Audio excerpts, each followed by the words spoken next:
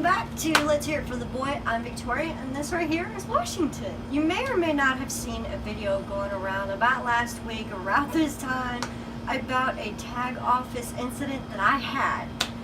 I kind of wanted to go through that again and kind of explain a little more in detail what happened, why happened, what should have happened, and basically the both perspectives of my side of the incident and also the business side of the incident. So let's get started. He's no Romeo, but he's my loving one-man show. Oh, oh, oh, oh, let's hear it for the boy.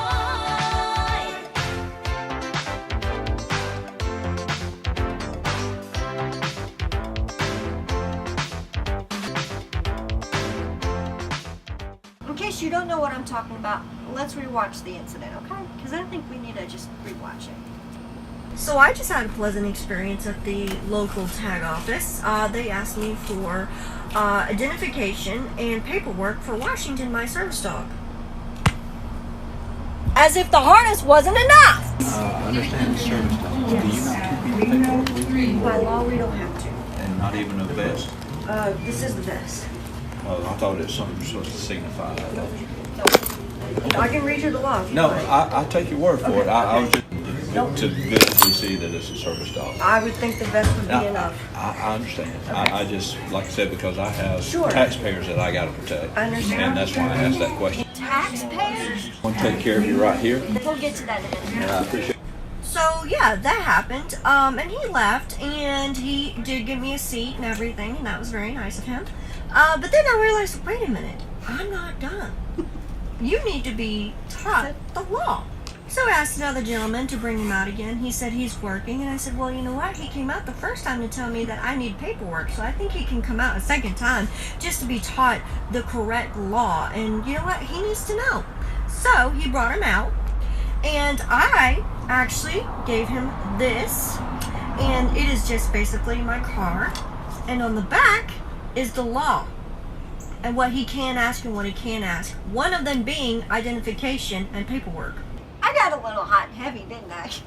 Yay! I think my reaction was quite interesting. So the reason why I even went to the tag office in the first place is because obviously every year, you know, you have that annoying little card that comes in saying that you have to pay $21 for a new tag. And it's one of those things where I had a little mix up on what happened. I got a new license plate instead of a new tag, and all I needed was a new tag, and I got a new license plate, and I had to go over there and kind of figure out what's going on.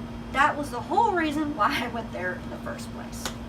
So I get there, and you know that really nice gentleman that comes up to you, and he says, how can I help you? What are you here for? And he gives you the receipt with the number, and then you go and sit down, and you wait for hours and hours and hours and hours. So after he helps me with the receipt number, he looks at Washington, and he says, is that a service dog?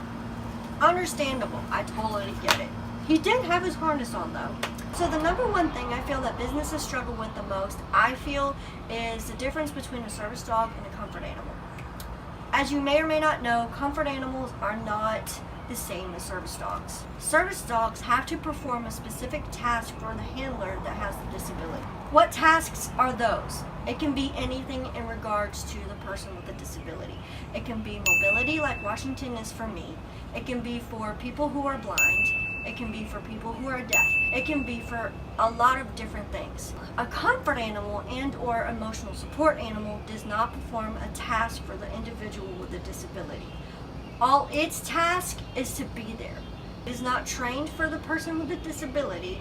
It does not perform a specific task for a person with a disability. Being there is not a task. So the business probably got that confused, and the reason why I'm saying they probably got that confused is because service animals are not required to have identification for proof of disability at all. Comfort animals do, however, have to have a doctor's note. Comfort animals do not have the same access and U.S. federal law that the Americans with Disabilities Act does. Comfort animals are only allowed in the fair housing and as well as airfare. Service animals are required to be allowed in any public access. That means any business that allows anyone in the public to come into their business, to buy food, to buy clothes, to go on vacation maybe. Anywhere that the public is allowed, the service animal is allowed. My belief is that some businesses get confused with these two. They think, well, since the comfort animals have to have a doctor's note and or identification, the service dog has to have the doctor's note and or the identification. This is not the case. They do not, by law, have to have any type of identification on the harness, on an ID card, anywhere. And by the way, those ID cards that you see online that say you can have an ID card for your service dog, most of those, if not all of those, are scam, because you don't have to have them. You just don't.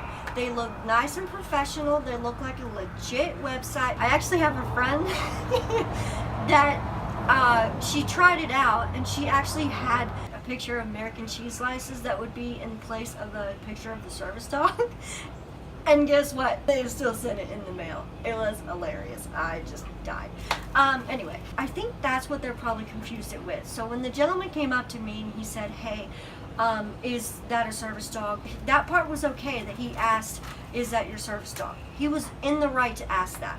Where he wasn't in the right was to ask, do you have paperwork and or some sort of identification? How could have this gentleman who came up to me that's in the video, how could he have handled this situation better?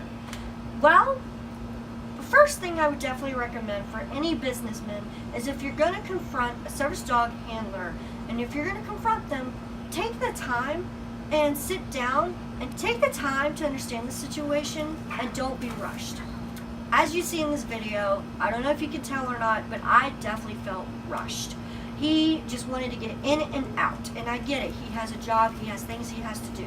But again, if you're going to take the time to confront a service dog handler and really want to understand why I do not have identification or certification for Washington, my service dog. Now, I will say he did take my word for it. Did he understand? I'm not sure, but he did take my word for it and say, okay, he's a service dog. He did ask.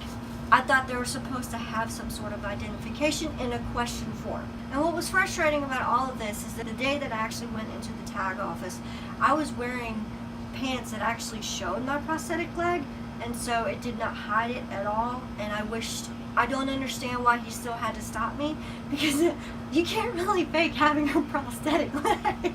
You just can't fake it. You just can't. So I wish he kind of had seen that part, and I wish he would have taken the extra time. My reaction to this whole thing, I feel like I handled it pretty well. What I did not appreciate is when he said, I have to protect the taxpayers as well.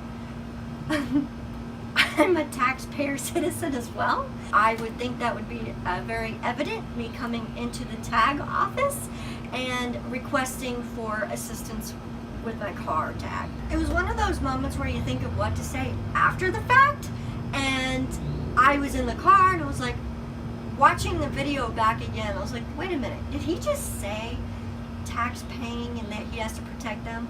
You have to protect me too. This is the law, and it feels like right now you're not protecting me, and I'm a tax-paying citizen. I really wish he didn't say that, but I get it. He was just talking, and I don't think he understood when he probably didn't know what he said until after he said it, because we all do it. I do it. I put my foot in my mouth all the time. It's annoying.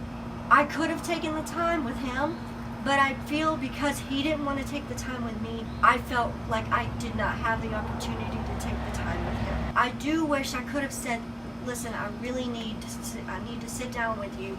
I understand you're a working gentleman, and I understand this is your job, and you have a lot of things on you. Just 2 minutes of your time.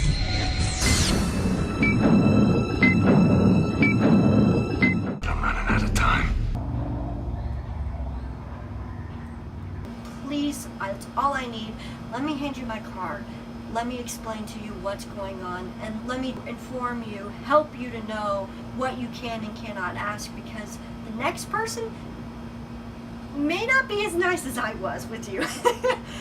They might actually not like it at all, and they might flip out, and I really don't want that to happen to you at all. So I really wish I did that. I totally wish I did that. In the video, the card that I showed that I handed to him after he left and after I asked him to come back, was not an identification card. I want that to be known. That was not what that was at all. It was a card of my YouTube account, my Facebook account, and my Instagram account. And then on the back of the card was actually the law and what it says. But I do find that it does help going into situations like this. There for businesses who do want to learn, and for the next time, I want to help any business that goes through this, and I want them to understand what they can and what they cannot ask. This will actually minimize frustration on both the business side and also the service animal handler side. And I think it'll be a big help if everybody knows what they can and cannot ask. So businesses, how do you know if it's a service dog? You will know by the service dog's performance and behavior. The service dog will be obedient, the service dog will be calm, the service dog will obey their handler. That's how you know. If the service dog is not under control at all and the handler is not doing anything to correct the service dog, you have the right to ask the service dog to leave. You do. The dog, and I mean dog, not service dog, if the dog barks, if the dog is having an accident, if the dog is not properly trained, and you will know it.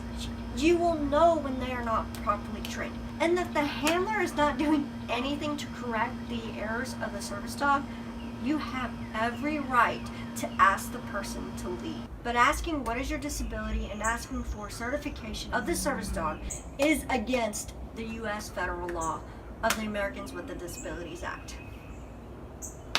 Thank you so much for watching. I hope this was a big help to you.